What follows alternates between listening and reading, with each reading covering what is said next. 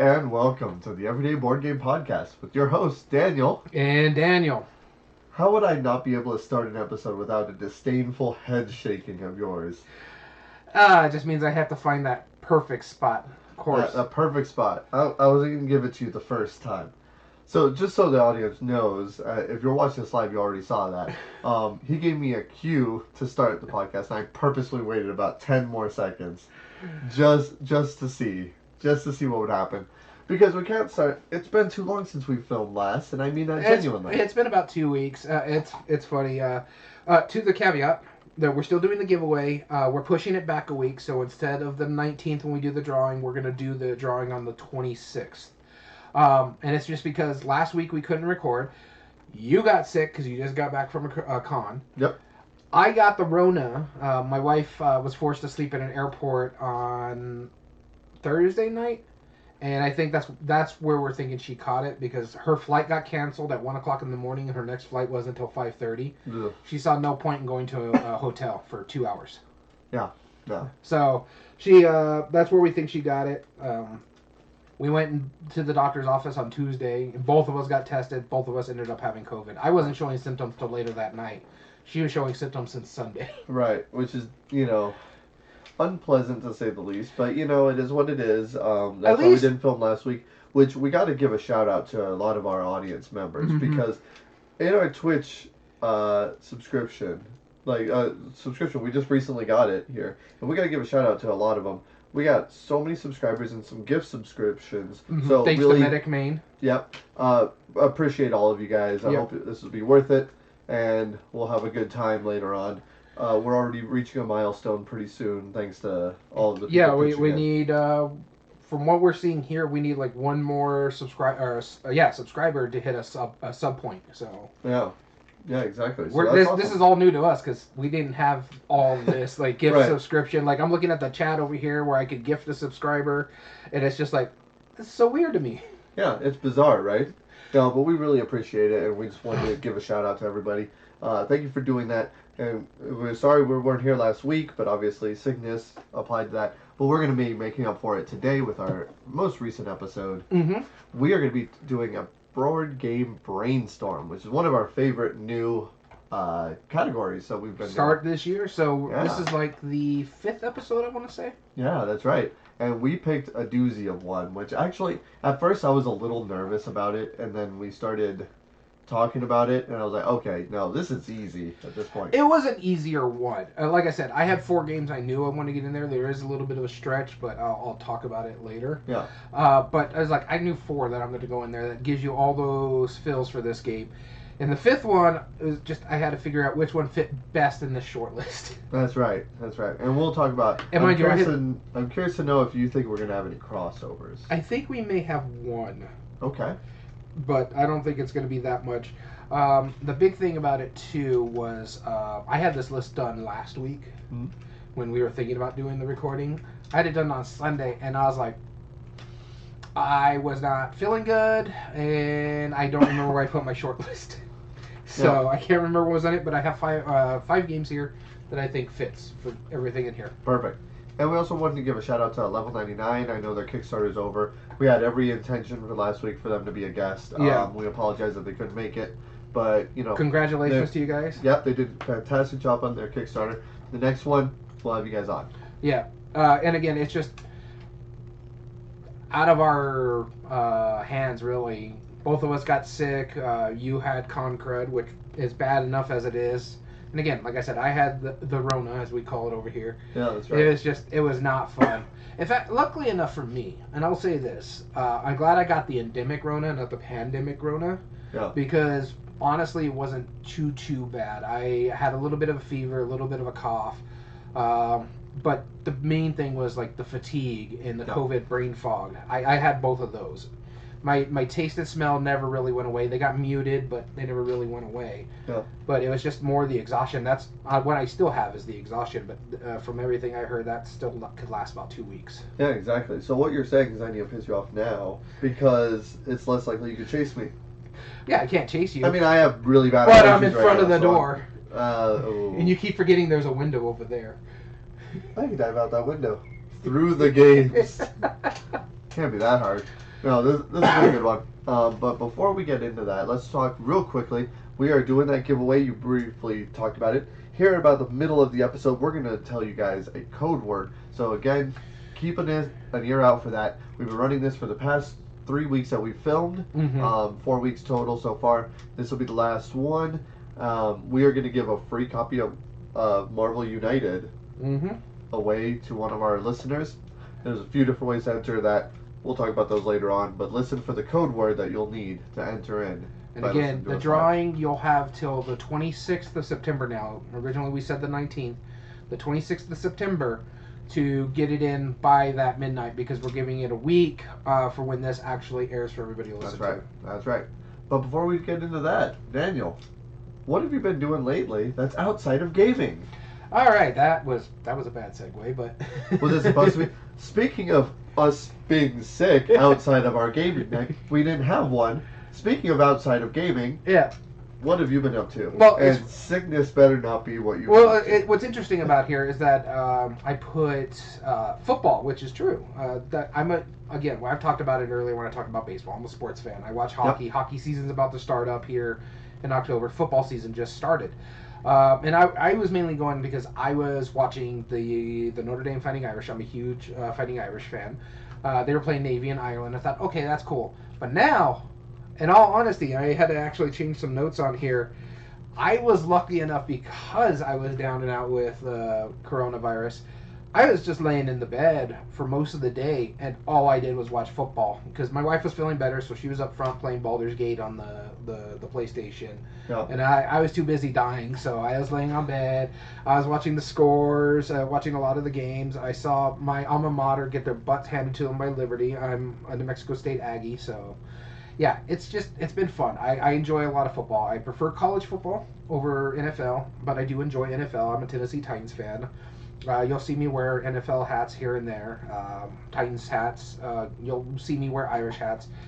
I played it. I enjoyed it. I enjoy watching it, and it's actually nice when you're just recovering and don't really want to pay attention to anything. Just put something in the background and listen. That's a good one. That's a great thing to watch when you don't want to think.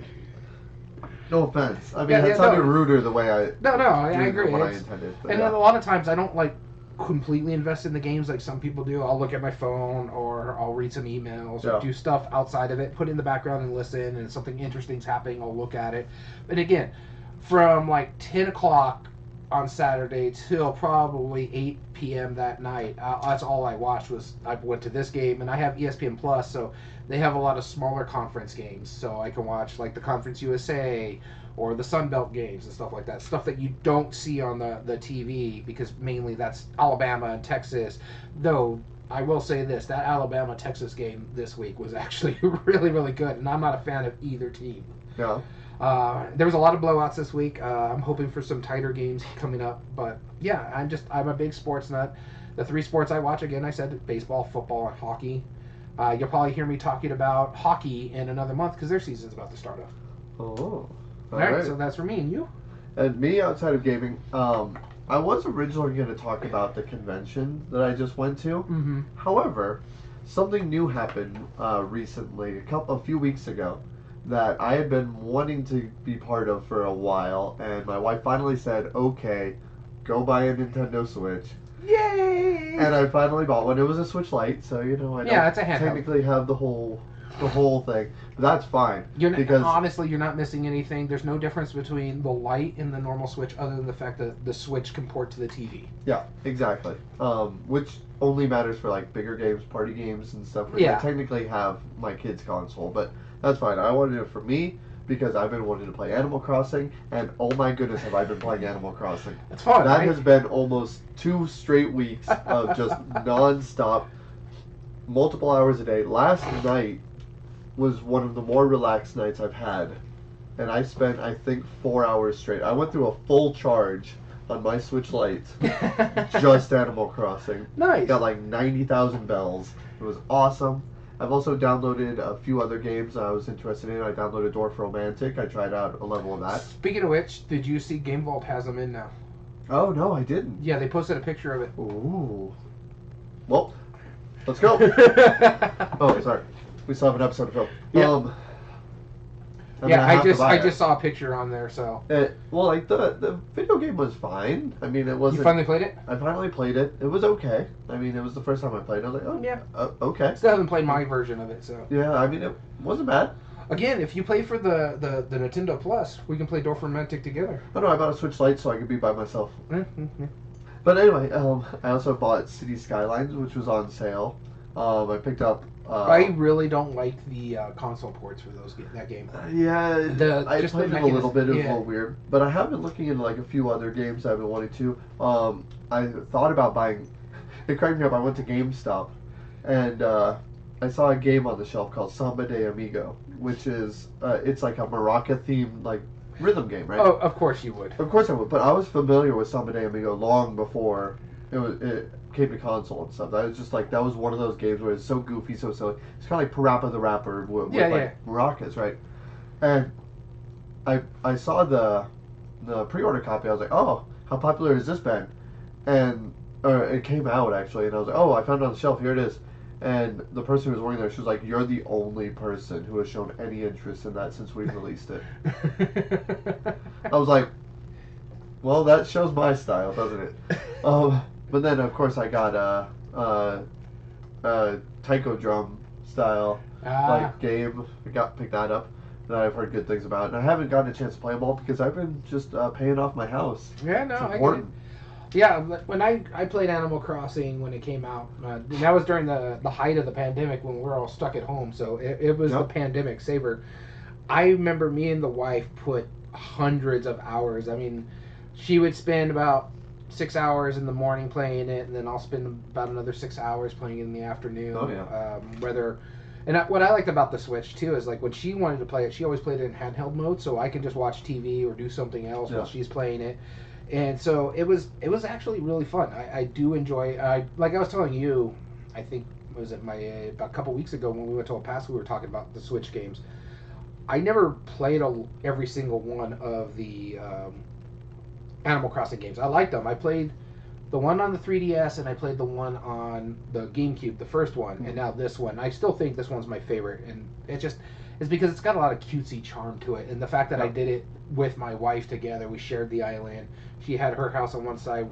I had one house, and then we worked together to make it really nice to get those Lily of the Valley stuff. So yeah, it was really fun. Yeah, I've been enjoying the mess out of it. It's so good. I like what it's doing new.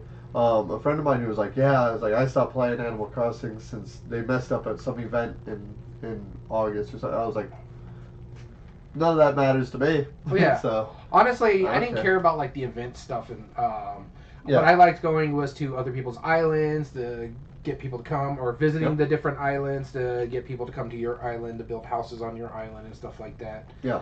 Going through the different characters, I really enjoyed collecting the bugs and fighting the tarantulas in the. I'm all about fish.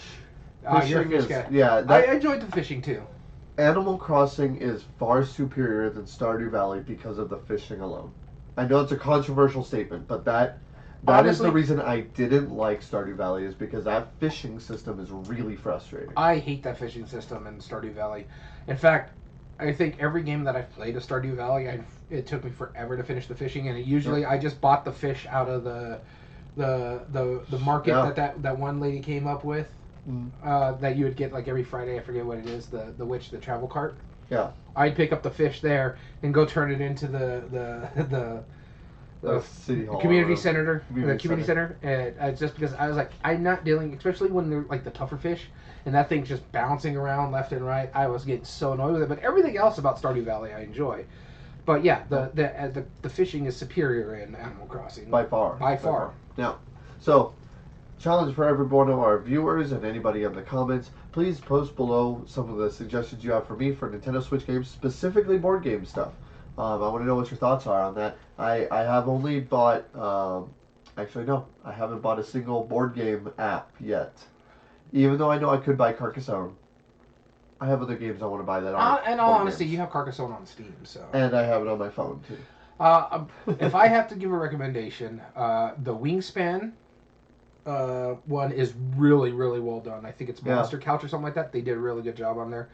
Unmatched now is on the Switch. If you wanted to just try to like some of the other things without having to play the base games, because you could buy Unmatched. I think it's like $15 or something like that. I think Yeah, it's not Terraforming bad. Mars is another one that's on there. I haven't looked for it myself, but I know it's there. I know I have a possibility of getting it on my Steam account. But I'm trying to think. Get Raiders of the North Sea. I have that one. That's another one we could play online against each other. So like if you're just bored at home and I'm not doing anything. Yeah. When we should be filming the podcast, when you're Ronaing it up. Yeah, exactly. We'll sit there and play. Yeah, no. In all honesty, I barely played any video games last week when I had it. I know. Played some Baldur's Gate, and by the way, Baldur's Gate actually took me away from Starfield. Remember how I was like super excited for Starfield? Yes. I was playing it, and then a friend of mine gave me a $50 gift card for PlayStation, so I used it to buy Baldur's Gate 3. Yeah. And still had to pay an extra $30. It's an $80 game. Sure. Yeah. But my God, that game is it's my game of the year so far, and I'm not even done with it. And the story's really good. Wow. How fun it is. I love the tactical combat that you have to do. It kind of reminds me of Final Fantasy Tactics growing up. Yeah. Where you have to be like, okay, I'm here and here. Oh, this is my archer. I should put them high ground. This way they're out of everybody's range, and then they have the high ground bonus. So it's really cool what it's doing, and I've really enjoyed it. And I've played the mess out of it the last couple days. It's like Sunday, Monday, Tuesday, just because to catch up. I wasn't playing a lot of it because I was sick, but it's really good. To the point where it took me away for a game that I've been anticipating all year. In fact, I bought a whole system to play that game, and Baldur's Gate 3 took me away from it. That's how good that game is. Speaking of Dungeons and Dragons, we watched the movie, me and the whole family. The new Dungeons and Dragons movie. Have you seen it yet? Yeah. My wife loved it. I love that movie. She was like, out of everyone in my family, I was probably the least excited. I liked it. Yeah. I would gladly watch it again. I was like, it's probably a 7 out of 10. And she was like, that was awesome. Like, that's a fair point. I'd rate it a 7 out of 10 too. Yeah. It's not like perfect by any means, but it's fun. Yeah. I do enjoy that movie a lot. I bought it when it came out on digital because me and the wife wanted to go see it in theaters and just never got around to it. And so finally we were just sitting at home. It's like, oh, it's for sale. And the wife's like, just buy it, and this way we can watch it. We have a nice system living in the living room, so I was like, okay. Bought it, and we just sat there and we enjoyed it. She probably says the same thing. It's like, yeah, it's a bit predictable. Yeah, you can see kind of where everything's going. Sure. Yeah. But it's fun. Yeah. It had enough nods to D&D where I appreciated it. It had enough silly folklore that, and the acting and the smart aleck remarks and stuff from the main character, like it worked. And the thing about it too is I also really, really love the fat dragon. Yeah, the fat dragon. That was ridiculous. But when the owl bear popped up, I'm like, my wife kind of looked at it and was like, what is, and I was like, that's an owl bear. It's half owl, half bear. Just go with it. Oh, speaking of which, in Baldur's Gate, I adopted an owlbear cub. Oh, nice. Yeah, so cool. I have that going for me. You could be your little, what's the name of of an animal that follows you around, like a spirit animal thing? A familiar? Familiar. Yeah. I have a familiar for a dog. Ah, there you go. I'm playing a paladin right now because that's usually what I play in Dungeons and Dragons. I like the tankiness of it, but the possible healing. Yeah. You know what I normally am in Dungeons and Dragons? Chuck a coin. I'm normally a rogue. Yeah. I remember. You'd think I'd be a wizard. But no, I'm normally you're usually a rogue. Yeah. I'm way too lazy for a wizard. I don't want to think about spells and stuff. No way. No way. I remember Chuck a coin. Sir Mungus Chuck a coin. That's right. Actually, I'm now doing a theme with all of my Switch games. Every time I get to name a village, it's always Mungus themed. I have Mungus Land and Mungusville. Are my two villages and cities, and in I think it's Mungus Land for Animal Crossing. Oh, okay. Nice. Because why not? Why not? Why not? All right. With that being said, let's get into the contest before we get into the brainstorm. That's right. You have a chance to win one of these. A beautiful free copy of Marvel Unlimited. Marvel United. Marvel United. I've never played this game before. No, I played it once. Marvel United. You have a chance to win. It's very easy how. First off, if you follow us on Twitch, you automatically have a free ticket to enter. That's free. There's your chance. But if you want to up your chance, you're going to go to YouTube, Everyday Board Games 2020. So it's at YouTube, YouTube.com. YouTube.com/@everydayboardgamespodcast. That's right. and you're going to subscribe to us on YouTube, you get a free ticket by doing that. But if you want to up your chances even more, you're going to listen to all of our episodes. You're going to listen to it live on twitch.tv/everydayboardgames, and we're going to give you a code word for each of these episodes. When you do so, email us at everydayboardgames2020@gmail.com. In the subject line, you're going to put contest, and in the body, you're going to put two things: our code word, which we'll say in a minute, and you're going to email us some way where we contact you in case you're the lucky winner. So that is going to more than double your chances to get in on this game. And remember, it is open to UK, Canada, and the United States. That's right.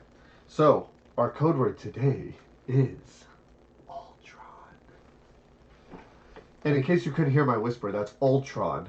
Ultron. Right? Mm-hmm. You gave that look like I misspelled it. Yeah, I was like, it's wait, 6 letters. Let me double check. I mean, okay, he did put the O in there. Yep. Ultron. Ultron. Ultron, yep. There you go. So, we'll also say that again at the end of the episode, but by all means, stick tuned. Stick tuned. I'm going Nickelodeon style. Stick tuned. Stay tuned. Stick around. Stick tuned.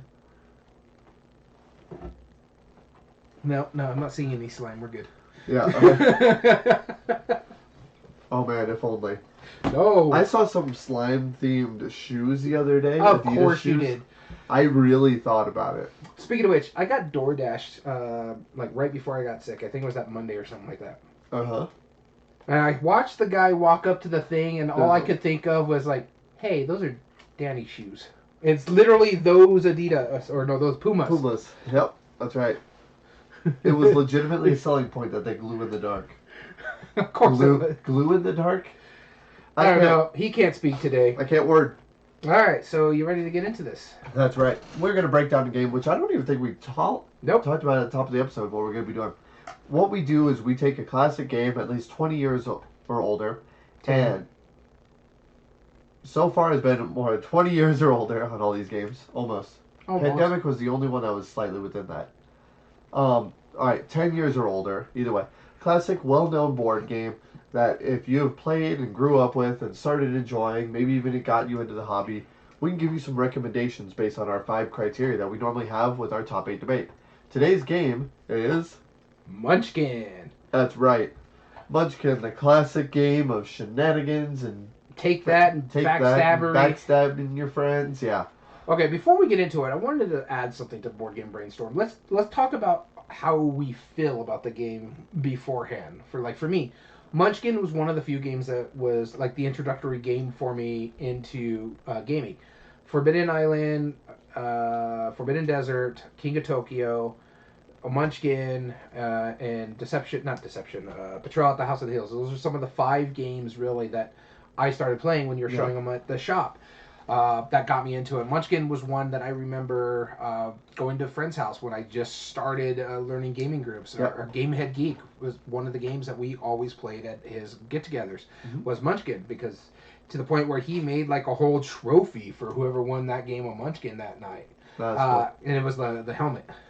Oh, that's great. Yeah, so we had a blast with it. I really did enjoy it, but again, it's one of those things where and I talked about it not too long ago when we talked about something that's kind of like Cards Against Humanity kind of thing, where you just play it so much you're kind of sick of it. And that's kind of what happened to me with Munchkin. Yeah. It's just for like the first 2 or 3 years, that's all I really played. It's one of the few games I owned. I had 2 different copies of it. I had regular Munchkin and I had Legends, and I just kept playing a lot of them. I don't even think I have a Marvel edition or anything like that. But yeah, it just repetition made me sour on it. That's all it is. Sure. My tastes changed. I got more into gaming. I more the complex stuff, and so it kind of escaped for me. But I still have a soft spot for Munchkin. Absolutely. Yeah, I do too. Munchkin is one of those games where it's almost fun to hate now. Mm-hmm. Like a lot of gamers go, oh, Munchkin. Oh, you like Munchkin? I like good games instead. Yeah. No, it's like, come on, come off it. Because Munchkin is a card game version of a distilled D&D experience. I mean, that's what it is, right? Mm-hmm. they took all the silliness and all the in jokes and stuff of D&D campaign, Yeah. and they turned it into a silly card game. Yeah. That doesn't need to be complicated. Steve Jackson Games did a fantastic job on it, I thought. Yeah, it was really good. I don't love think it's the art. The best game ever, but Who did the art for John Kovalik. Kovalik, did the that's original right. one. Yeah. Ian McGinty ended up doing the art for like the comics and some of the newer editions. But John Kovalik. I mean, we'll be talking about him here in a bit when we get in likely art and production. But it's one of those things where I will still gladly play it. I won't go out of my way to ask for it, but I do own probably 20 sets. I was excited to get the Munchkin TCG when they made it. Yeah, I knew you really were. I'm always open to try different versions of Munchkin. I know, like, the Op makes versions of Munchkin that are, like, that theme, more family-friendly. There's a Marvel version. Marvel. Yep. I have played the Marvel version. That one's actually really cool. Yeah. Yeah, it's a fun thing when you have the different character abilities and stuff. You also have, you were telling me about a role that you started playing with Munchkin just because recently. Yeah. It's like the shorter version. Uh-huh. Yeah, you just start on level 5. Simple. So, yeah. It's very, very simple on how to do that, but, yeah, it saves up a little bit of that extra slog at the beginning of the game. Yeah. And expedites it a lot quicker, but it's not that long. It's not a big deal. Munchkin can take long though if you play the full 10 rounds, and then they have like an extended version if you go to I think it's like 15 or 20, something like that. Yeah, something like that. Yeah, I was like, no, I liked it for what it was again, and I'm not one of the people that hate on it. I'll still play it if someone wants to play it. It's just I soured on it just because I played it so much. It's the same. You play the same thing over and over again, there's going to be only a few things that you like doing over and over again. There's only a certain amount of movies that I like watching over and over and over again, like for background noise. Yep. Same thing with this. There's only a few games like Little Devils. That's a fine filler game, and I can play that over and over again because it's not about the game at this point. It's just about what you're doing with people. Munchkin just can't fill that role anymore because it takes a little too long. That's fair. Let's actually go into it now. We're going to break down our 5 criteria, and we're going to give you recommendations that if you are a fan of Munchkin, or even if, like us, you've cooled a little bit on it, there's a reason we're doing this list. Mm-hmm. So that way we can give you your next step games that, depending on what parts of Munchkin you liked or then you can go on to these. So, with those categories, there are ease of play.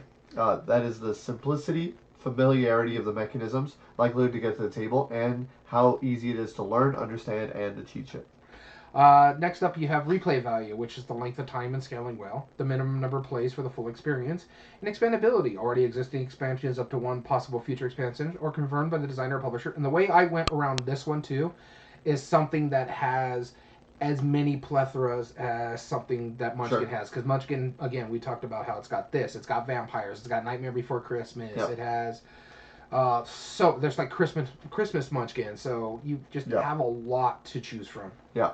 Meaningful choice, like how well you impact other players' strategies, the depth of strategy, tactics, or skills, and arbitrary choices, stuff like that. Again, we're giving you recommendations if you like the choices that you make in Munchkin. Next on our category list here is game immersion. Is the game fun to lose? Is there a lot of player interaction, whether it's table talk, role playing, or in our case with like push your luck aspects of it, that sort of stuff. And then memorable moments. What are the things that's going to make you jump up and scream in front of everybody because you did something cool? Yep, scream, shout, let it all out. And then there's art and production, which will be art, pieces, components, graphic design. John Kovalik art, deck of cards, that's pretty much it. But, we'll break that down later on. For me, when I do like art production, we've talked about it. You go along the routes, something like you want to do it as close as possible to Munchkin. Yes. I go the route where I'm like, it's equal to or better than Munchkin. That's literally where we both come through this. So yeah, cool. All right, so let's start with ease of play. So something that is just as easy to play with Munchkin. I'll be the one starting this off, and this is the only game that I have that is also from Steve Jackson Games. I tried not to give too many.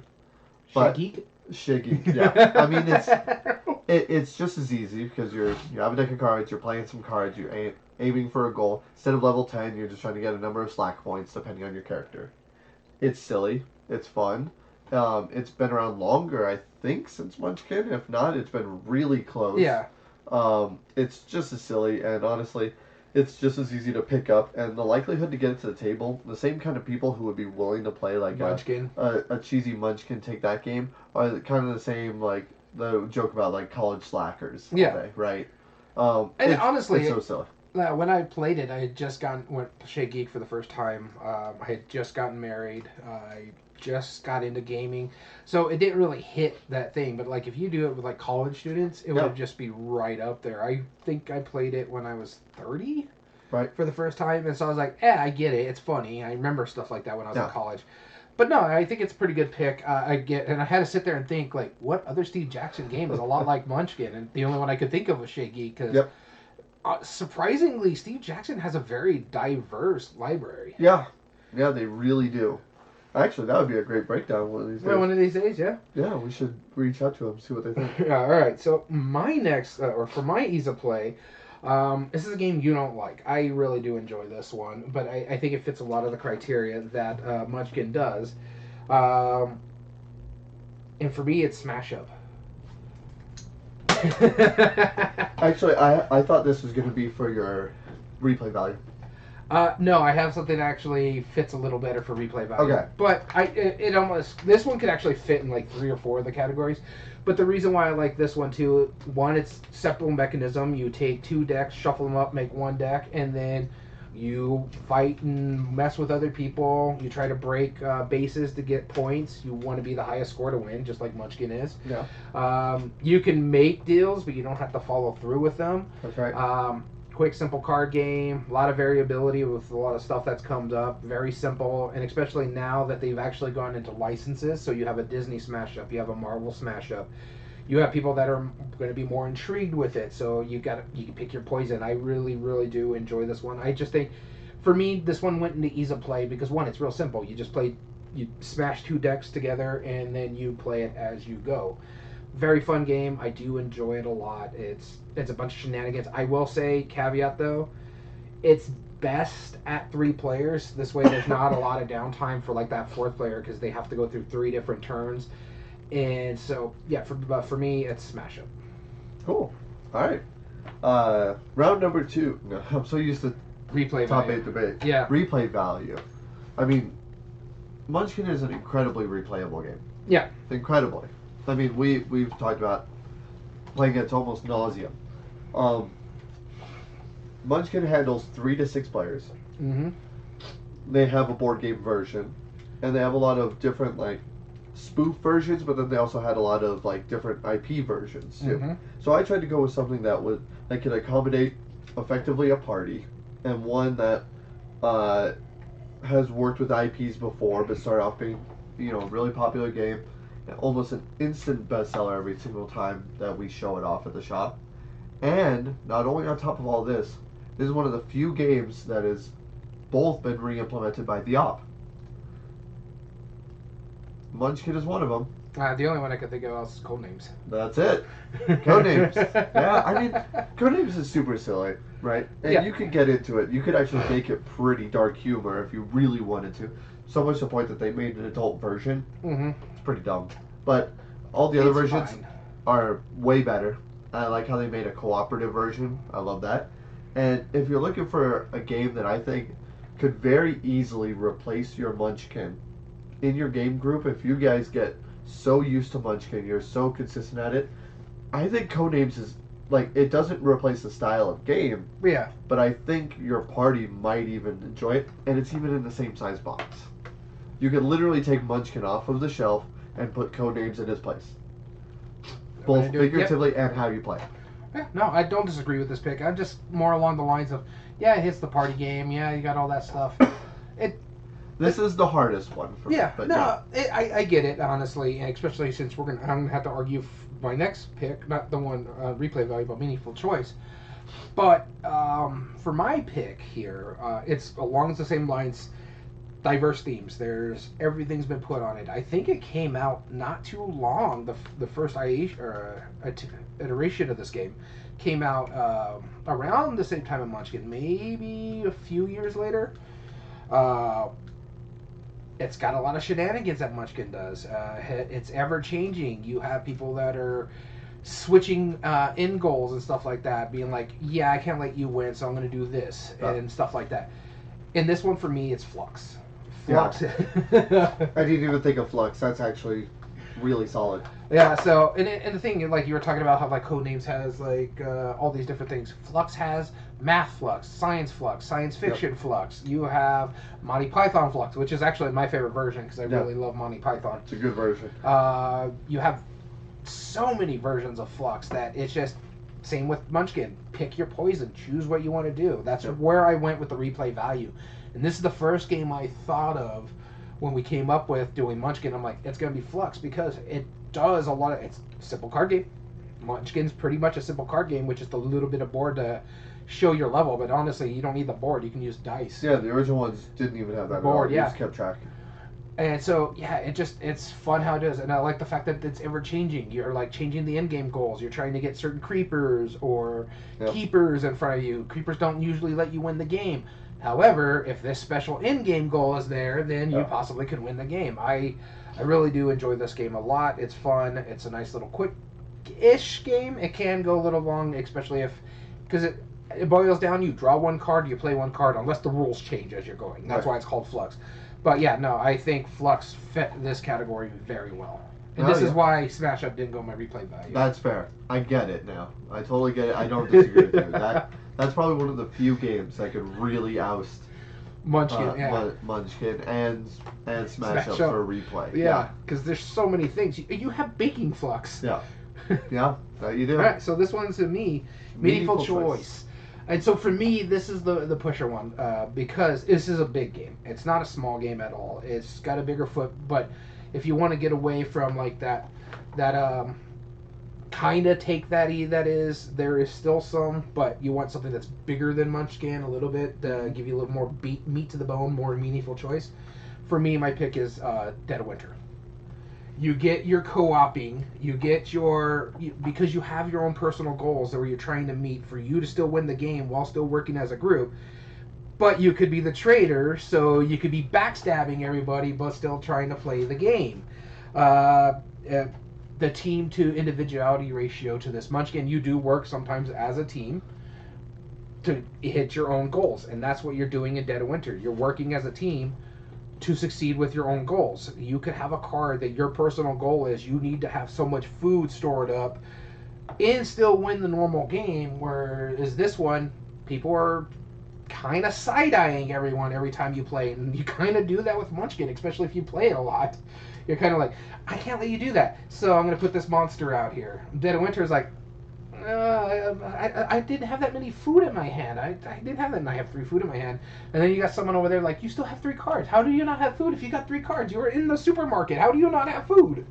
That kind of thing. So I get a lot of that tension that you can get in Munchkin a little bit when you're someone's getting that close to the end game goal. And like I said, this one's a bit of a stretch, but it gives you a lot of that feel because of that hidden traitor mechanic.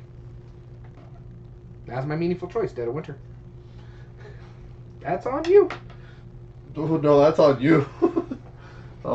Send your hate mail to Daniel. No, I don't know.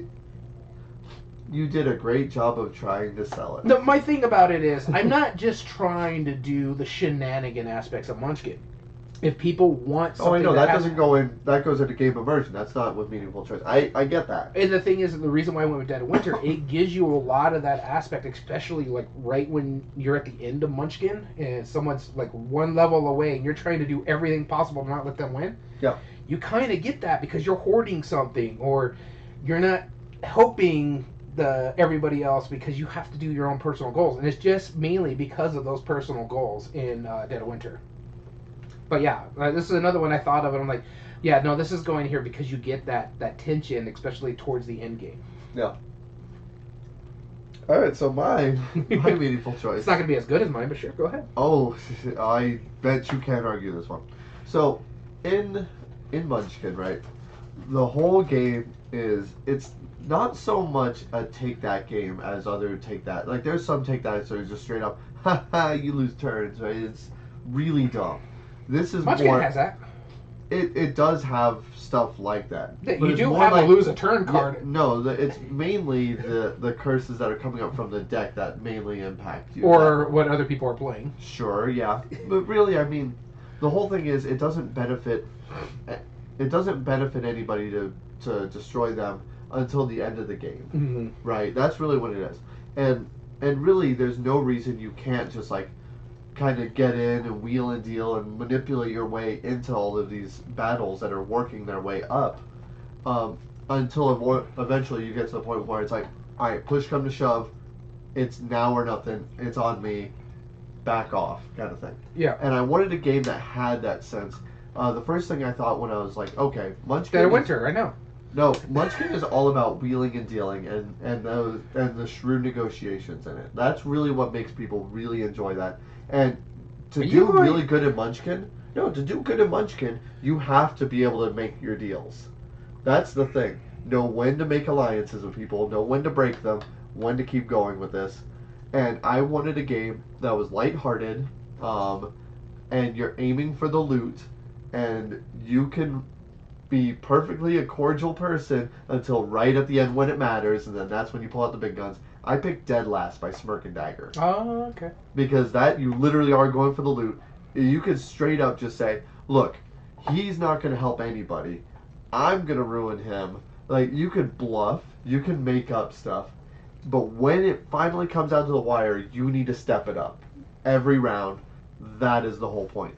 And that's like feeling in a battle system for that. If you want a Munchkin style game, like that kind of raucous, wild gameplay, where it's kind of take that-y, but really you're just swindling people and negotiating your way into good deals, mm-hmm. that's why Dead Last is like hands down one of the best ones for it. Say what you will, but a semi-co-op ain't no... Munchkin ain't no semi-co-op. That's all I'm saying. Yeah, it's fine. I'm just not enamored as Dead Last as you are. It's a fine game, but eh. I know, but it's almost social deduction, which is why you don't like it that much. In a sense, yeah. I mean, it's not, right? But it kind of is. I want to show you this new hat that I ordered, but I'll do it when we go into our next round. Okay, sounds good. Well, we're about to go into our next round, because that was the last one for this. Yeah. Next one is... Game Immersion. Game Immersion. All right. So I'll be starting this one off. So, Game Immersion, and I don't think you'll disagree with this one. I wanted a game that was a lighthearted, backstabbery card game, as Munchkin is, but I also wanted you to have that almost a spoof of like D&D, right? Because that's what Munchkin was. It was, you are playing as D&D effective characters or some kind of role-playing characters, and you are making it in a way where you are, you're playing a very lighthearted, simple version of that. But it's still enough where you can get involved in the theme. You'd be like, oh, well, you did that? Well, I'm just going to murder death you this way, That's silliness. And I wanted a game that exemplified that. And the only game that I've seen in, like, recent history that I feel really embodies that is Dungeon Mayhem. Dungeon Mayhem, I mean, it really does, right? Yeah. It's because it is D&D themed, literally. Yeah, it literally is D&D themed. And you take those characters, and you're like, all right, well, I see that you did like this giant lightning bolt, and I'm just gonna throw 1,000,000 daggers at you all of a sudden, and then make my pet hamster go fight you at the same time. Yeah, it's just silly, and it is take that. Yeah, it's last place standing. It doesn't overstay its welcome, but you get fun. And again, it is a step up. It's got a Marvel theme as well, so there's IP on it other than Dungeons and Dragons. Yes. So I mean, it doesn't get better than that. I'm just saying, Dungeon Mayhem had to be. This was the first game where, as soon as I was like, okay, Munchkin style, that's Dungeon Mayhem was the one. So I wanted to show you this real quick because this is gonna be your new favorite hat that I'm gonna wear. It's a rubber duck. The rubber ducks. Yeah, they're Akron rubber ducks. I bought it and I'm like, yeah, Danny's gonna like that hat. I do. I'm quite a fan of rubber ducks. All right, so for my game immersion one, this game is actually hits a lot of the thing Munchkin from, but it's older than Munchkin, so you can kind of see Munchkin pulling from actually this game, but it's still in print. You can still play it. They just recently made a 2-player version of this specific game, and you do get the immersion out of this because you're playing one of the umpteen alien races trying to conquer the cosmic. This is Cosmic Encounter. I see. Quick, backstabby fun, wheeling and dealing, as you were mentioning earlier. Yeah. You really do get into it because your specific race has specific powers that could break the rules of the game, which pretty much all the races can break certain rules of the game, which is how Munchkin works. Like, there's a cheat code, I guess, in Munchkin. I can't remember what it's called, but where you get to use an extra hand. Yeah. Instead of having 2 blades, you Yeah, get a it's straight third. up a cheat card. Yeah. And so you have stuff like that in Cosmic Encounters, mainly just in the race, but it's the wheeling, the dealing. You get really that amped up moment when someone's getting close to winning, and everybody's like, hey, let's make a deal, and there'll be a 3-way tie, and that guy won't win.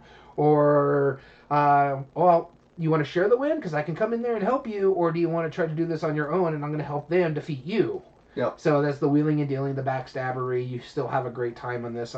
So yeah, for me, it's for the game immersion, it's Cosmic Encounter. Okay. Yeah, that's a good pick. I completely forgot about that one. That might have made my list on one of these, but yeah, game immersion. I'm starting the next one because it's a crossover. Go for it. For art and production, for me on this one, I had to think something that is a nice little card game, great quality, does a lot of the things that the Munchkin does, and so I went with Dungeon Mayhem. Yeah. Okay. So we did have one crossover. You're right. Yeah. So I knew this one was going to be on your list. I just Yeah. didn't know where. I went with for this on the art and production side of it because again, it hits a lot of the Munchkin criteria. I think the art is a little bit better, but Yeah. it's cartoony but you also get like the paladin and stuff like that. Both are card games. Really good price points for both of these games. So that's another thing I hit with the art and production value is that they don't skimp on quality even for such a low price point because I think you can get a pack of Dungeon Mayhem for like what $10-15. Yeah. So Munchkin at the most is like 25, maybe 30 for some of the special editions. Yeah. So they're relatively cheap. They're really well done. Great quality of production. Great graphic design.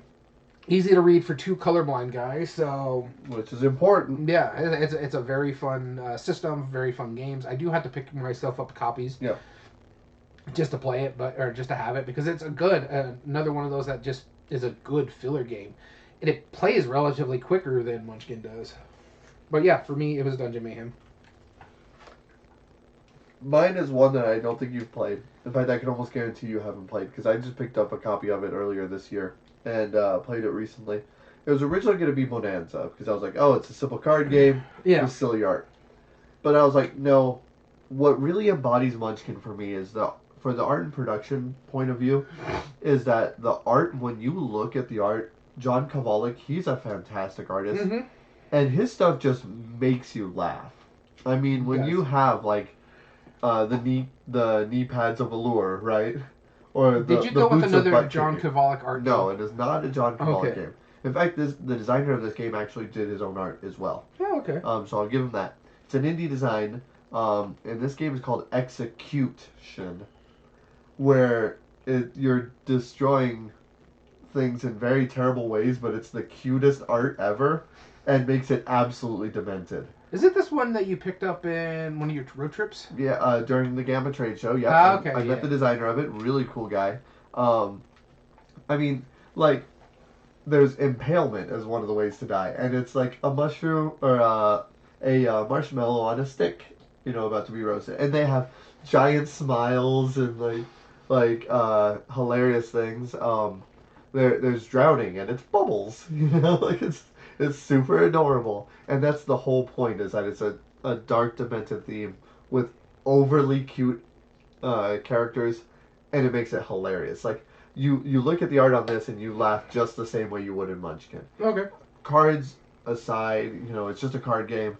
It's just a box with some stuff, a couple extra little things like a die or whatever. Mm-hmm. Those don't really matter as far as the production value goes. But the art is where it stands out, and what sets Munchkin apart from other games around the same time. So Execution was my last pick. Alright, that's cool. Yeah. Never played that one, never even really heard of it. You should pull up the art when we're done recording. Because, and anybody listening, seriously, go pull up the art and just trust me on that. You're gonna love it. It's hilarious. And buy a copy too. Show your support. Speaking of Gamma, has the shop gotten Earth yet? Because my copy's finally shipping. Ooh, well, there was a lot of like delays for Mm. who got what. So, hopefully soon. We did get my little Everdell though. Oh, okay. So That's a weird one for the shop to carry. Yeah, it is. That is. I wasn't expecting it. So anyway, we want to thank you so much for tuning in. If you want to join us on one of our live episodes, and remember, you have a chance to enter in for this free game that we will ship to you. Join us at twitch.tv/everydayboardgames where you can join in on live commentary and watch our episode before everyone else. As well as all video re-uploads are found on YouTube under youtube.com/@everydayboardgamespodcast. And if you like what we do, there are 3 things you can do to help us grow on that platform. Subscribe if you're not. That's an entry. Like the video and comment down below and tell us your thoughts on the subject. As well as all audio versions can be found on most podcast platforms under Everyday Board Games Podcast. This includes Spotify, Google, Amazon Music, Podbean, and now officially on Apple. And just remember to get in contact with us. How do you enter the contest? Ooh, email us at everydayboardgames2020@gmail.com. If you want to just say hello, you can. If you want to give us ideas for future episodes. But more importantly, if you want to enter for this little guy right over here, you're going to email us, put in the body or the subject line of this email contest in the body. You're going to put the code word Ultron into the body of the email, as well as a way for us to contact you if you win. Again, it's open to the UK, Canada, and United States. All right, so good luck. Hopefully somebody will win. I know somebody will. Yeah. Hopefully somebody who deserves it wins. And we look forward to giving out that game. We want to thank you so much for tuning in. As always, I've been your host, Daniel. And I've been your host, Daniel. And we want to thank you for listening to Everyday Board Games. And remember, every day is a good day for board games.